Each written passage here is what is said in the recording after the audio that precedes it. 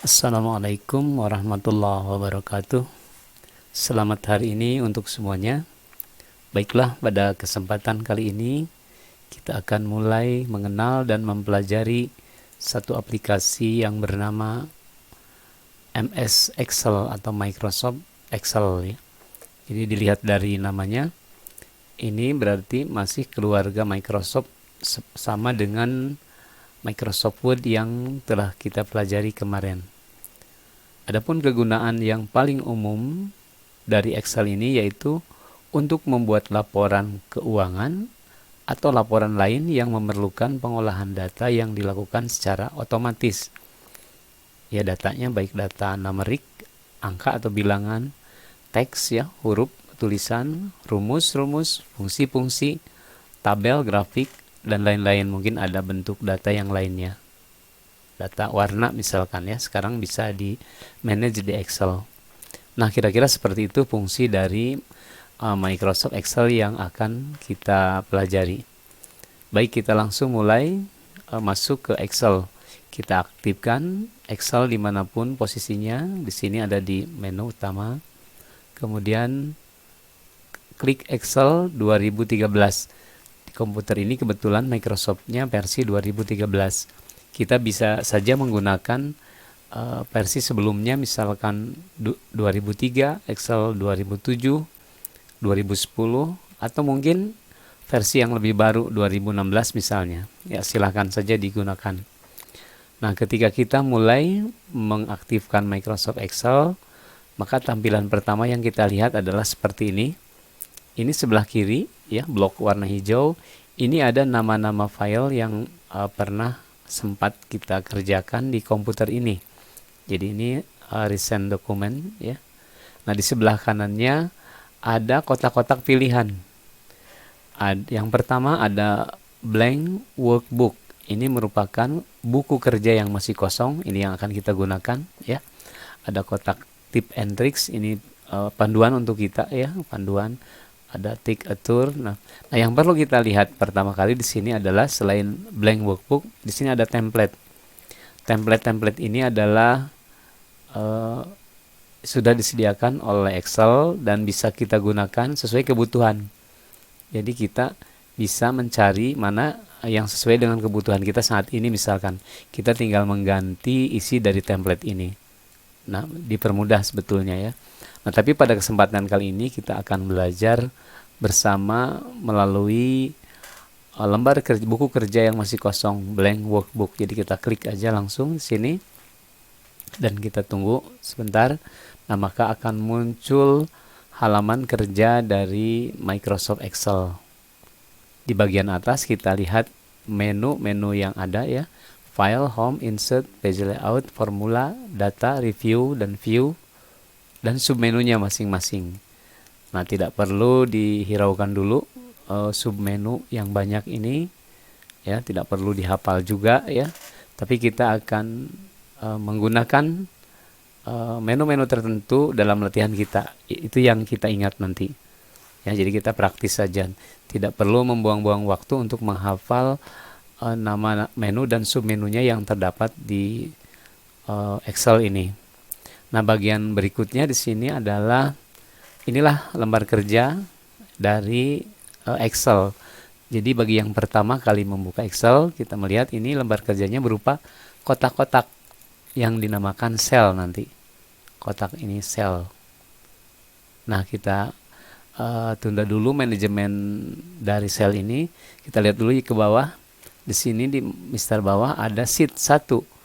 Artinya dalam workbook ya, buku kerja Excel yang kita buka ini ada satu lembar kerja sheet. Nah, lembar kerja ini bisa ditambah sesuai keperluan kita. Umpamanya kita hendak mengolah data peserta didik SMA Negeri 1 Cililin yang terdiri dari kelas 10, kelas 11, kelas 12. Jadi kita bisa bekerja disatukan saja di satu sheet karena ini kapasitasnya besar, atau untuk memudahkan kita pisahkan di sheet yang berbeda. Umpamanya sheet 1 untuk kelas 10 kita tambahkan, tinggal klik tanda plus ini, klik, nah muncul sheet 2. Jadi ini sudah 2 sheet ya, ada sheet 2. Untuk kelas 11 ini misalkan. Untuk kelas 12-nya tambah lagi sheet 3 dan seterusnya. Sesuai kebutuhan kita. Kita bisa menambah jumlah sheet yang banyak ya di sini. Nah, terus untuk lebih spesifik, lebih memudahkan, kita bisa mengganti nama sheet 1, sheet 2, sheet 3 ini dengan nama yang lebih spesifik. Umpamanya gini, kalau sheet 1 itu digunakan untuk kelas 10. Jadi kita rename aja ya, klik kanan, kemudian rename, kita ganti, ketikan aja kelas 10, pakai angka 10 biasa aja ya gini. Nah, kemudian sheet 2 klik kanan, rename, kita ketik kelas 11. Untuk sheet 3 sama, klik kanan, rename, kelas 12. Nah, seperti itu ya untuk menambah dan mengganti nama worksheet, sheet yang ada di satu workbook Excel yang sedang kita gunakan. Nah, seperti itu ya untuk ini. Nah, selanjutnya kita kembali ke sel tadi, halaman kerja ini. Jadi sel ini coba kita perbesar tampilannya. Nah, misalkan seperti ini. Nah, umpamanya posisi kursor berada di sini. Berarti ini sel ini, kursor ini ada di alamat mana, di sel mana. Nah, nama satu sel ditentukan oleh kolom yang dinyatakan dalam abjad A, B, C, D terus ya, E, F, G dan seterusnya, dan baris yang dinyatakan dalam angka 1, 2, 3, 4, 5. Sehingga kalau kursor posisi seperti ini alamatnya adalah C5. Nah, ini dia sedang berada di C5. Nah, kita lihat di kiri atas ini ada posisi kursor C5. Jadi kalau di sini berarti ini A1 ya, A1 di awal sekali itu. Di bawahnya A2, A3 dan seterusnya. Di sebelahnya B1, B2, B3 dan seterusnya. Langsung ke G, G1, G2, G3 dan seterusnya. Nah, ini kita lihat kolomnya sebanyak apa ya, yang namanya abjad tentu akhirnya di Z ya. Tapi karena jumlah kolom ini sangat banyak, setelah selesai Z maka kembali ke A. Berikutnya A, B, A, C. Berarti sampai A, Z ya, berarti sampai ke AZ. Nah, di sini sampai ke AZ. Selesai AZ ke B ya. BA, BB terus sampai BZ berarti sampai BZ, terus CA, CB dan seterusnya.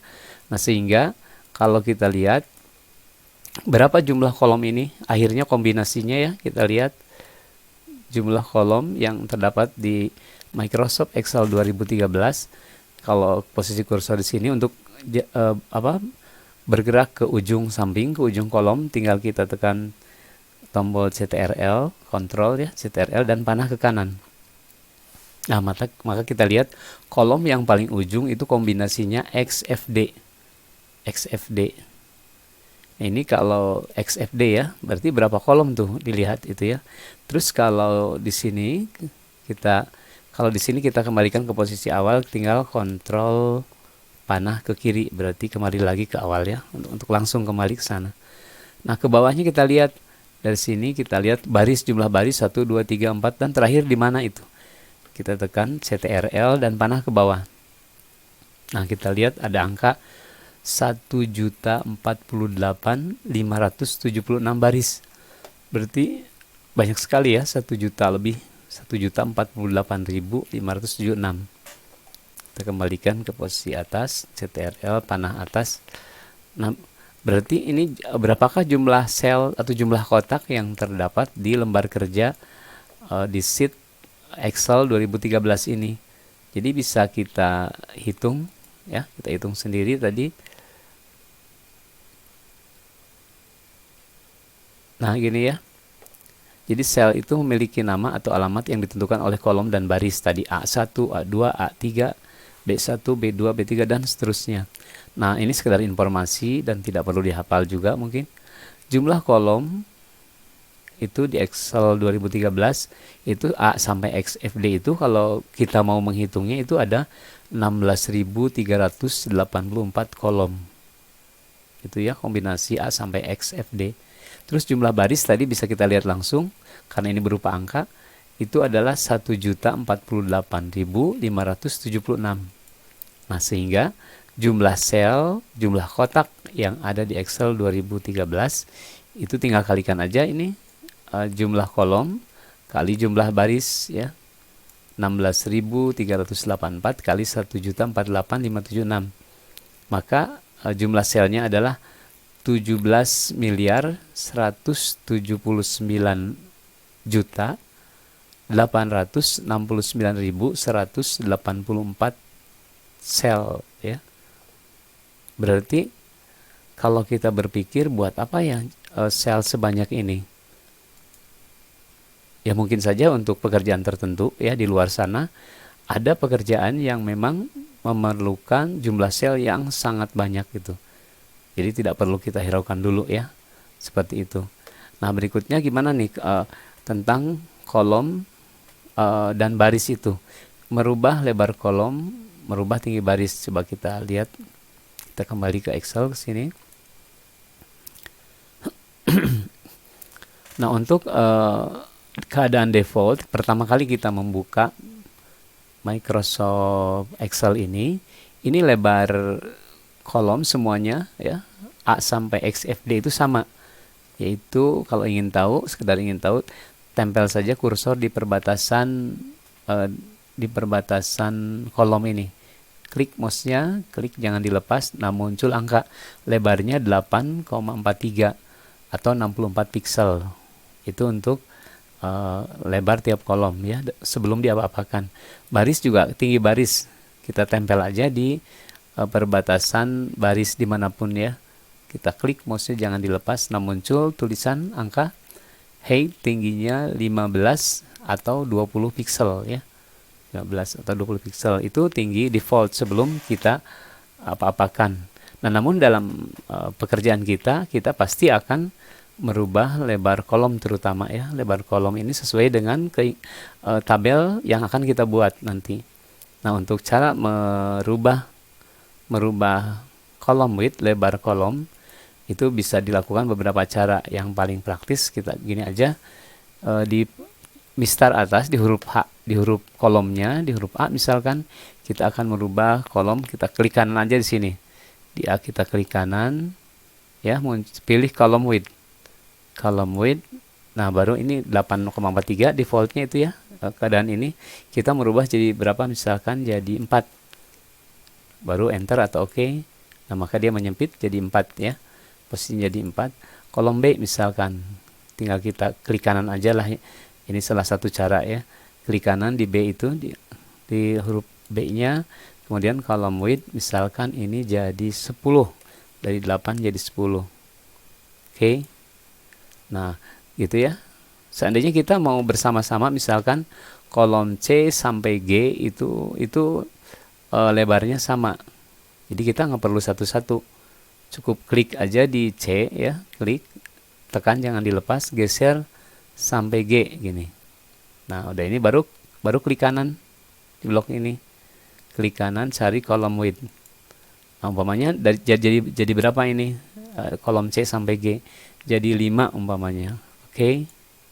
Nah, ini jadi 5. Begitu ya. Untuk merubah lebar kolom. Jadi bisa dilakukan dengan 3 cara setidaknya. Nah, salah satu cara yang paling praktis gini aja, kita langsung ya. Jadi klik kanan. Kita tambah contoh lagi. I ya, klik kanan di I, kolom width. Nah, kita jadikan 26 umpamanya. 26. Nah, kita melebar ya. Nah, itu merubah lebar kolom atau kolom width. Tinggi baris juga kalau perlu kita merubah tinggi baris. Jadi sama, misalkan 4, baris keempat ini ya. Baris keempat, di angka 4-nya tempatkan kursor di angka 4-nya, klik kanan. Kemudian tinggi baris, row height tinggi baris. Kalau tadi kolom width, ini row height tinggi baris, klik. Nah, defaultnya 15. Mau jadi berapa lebih tinggi misalkan ya, karena di sini untuk judul umpamanya, judul memerlukan ukuran teks yang lebih tinggi misalkan. Jadi 20 berapa? Kita tulis semau kita. Misalkan jadi 26 gitu ya. Oke. Nah, itu tinggi barisnya berubah. Seperti itu ya untuk ini. Jadi untuk memanage sel, lebarnya, tingginya silahkan dilakukan sesuai kebutuhan. Jadi caranya tadi yang paling praktis, klik kanan aja di sini ya. Tapi kalau menunya sih prosedural itu kolom I misalkan kita kembalikan ke berapa? Ke 8 ya. Klik di I. Kemudian kalau prosedural itu melalui menu ada di home. Menu home, kemudian ada format, ada column width. Nah, column width sama ya, jadikan 10. Oke. Gitu ya. Jadikan 10. Nah, tapi J ulangi ya. Kalau prosedural di J, klik J, home, format, column width.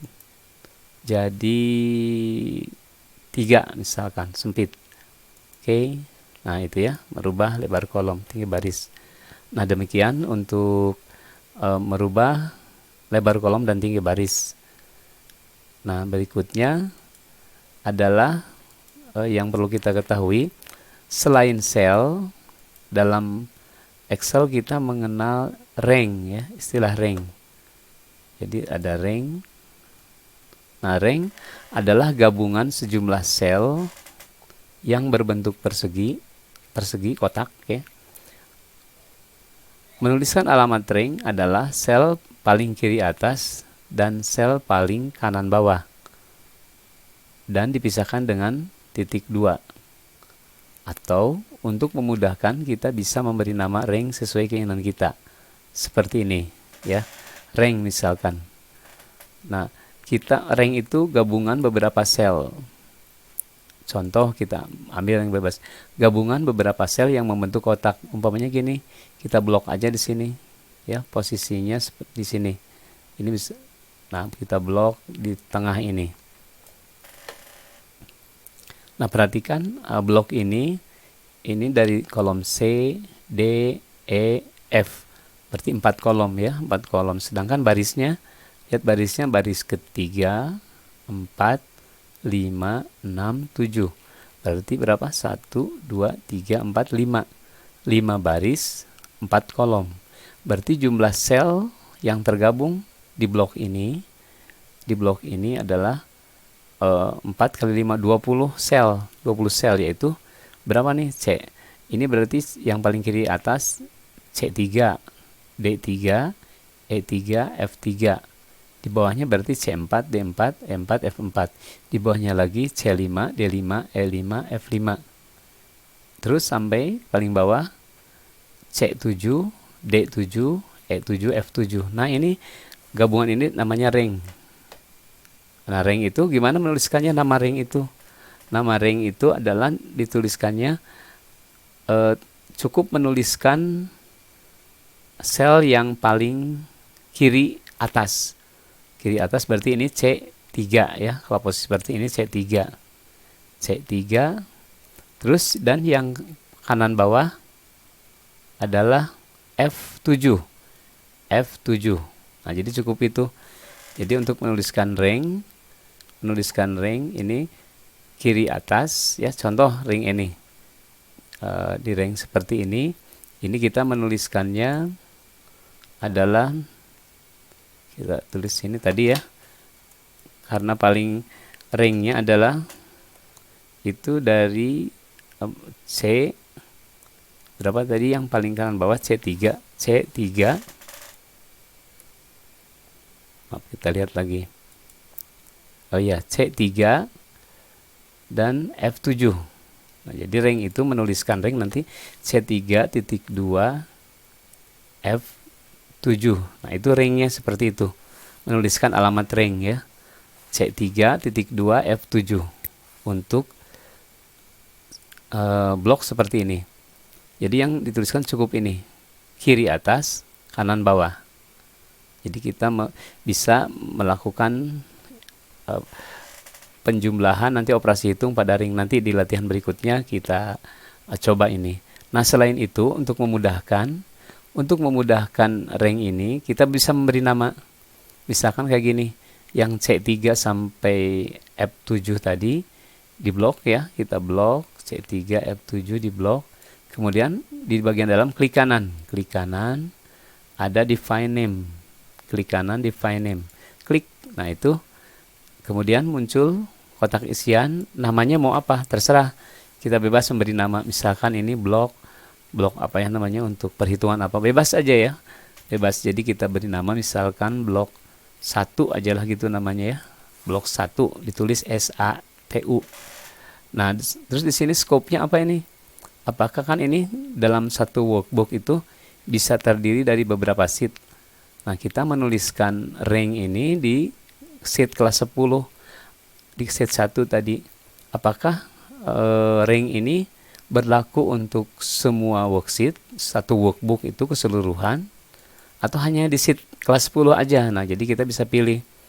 Jadi kita bisa, kalau ini kita pilih workbook, berarti dimanapun rank ini dipanggil, di sheet manapun, ya akan diketahui keberadaannya, bahwa ada sheet yang bernama 1 gitu. Tapi seandainya kita, ini mah berlaku untuk kelas 10 aja gitu ya. Berarti ini hanya untuk sheet kelas 10. Nah gitu. Tapi kalau untuk keseluruhan, rank ini berlaku untuk keseluruhan, kita pilih workbook. Nah, lebih jelasnya nanti dalam praktek ya. Nah, kita oke aja ya. Ada rank namanya 1. Oke, kita oke. Nah, jadi walaupun dilepas, kita data, kita ingat ya. Ada ring namanya 1 gitu. Ada ring namanya 1. Atau nanti bisa dilihat di formula sih ya. Di formula ada name manager. Di menu formula ada name manager. Nah, kita lihat udah ada 1 ring ya. Ring namanya 1. Jadi bisa dicari di sana. Di menu formula name manager. Formula name manager. Nah, seperti itu ya ring. Nah, contohnya sekarang gini. Kalau kita berada di, kita tandai aja ya. Maaf, kita tandai gini supaya lebih jelas. Sebetulnya tidak perlu ditandai. Itu sudah tercatat oleh Excel sebagai ring.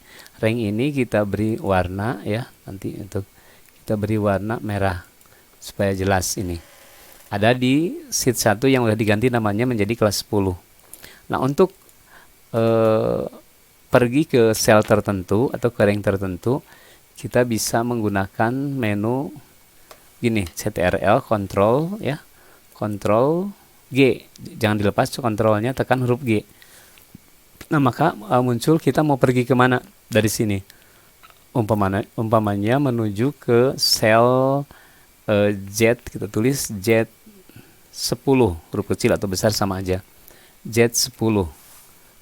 Enter atau OK. Waktu di OK atau di Enter. Nah, maka lihat kursor akan lari ke Z10. Ya, lihat. Z10 dari sini mau kembali ke A1. Ctrl G. Ingat ada Ctrl G ya. Kita mempermudah ini. Ctrl G. Kita kembali ke A1. Huruf A-nya besar, kecil sama aja. A1. Enter. Nah, langsung lihat kursor loncat ke A1. Ke akhir coba ya. Tadi kita loncat ke akhir. Ke Ctrl G.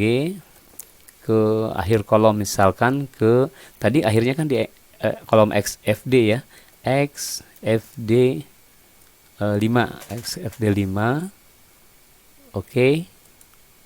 Nah, dia langsung lari XFD ininya 5 ya. Kembali Ctrl G ke A1. Enter. Nah, seperti itu. Nah, selain kita loncat-loncat di antara sel ya dengan kontrol, kita bisa ini mencari sel kita misalkan berada di mana ya, di sini di U7, mau mencari rank yang namanya 1 tadi. Jadi Ctrl G.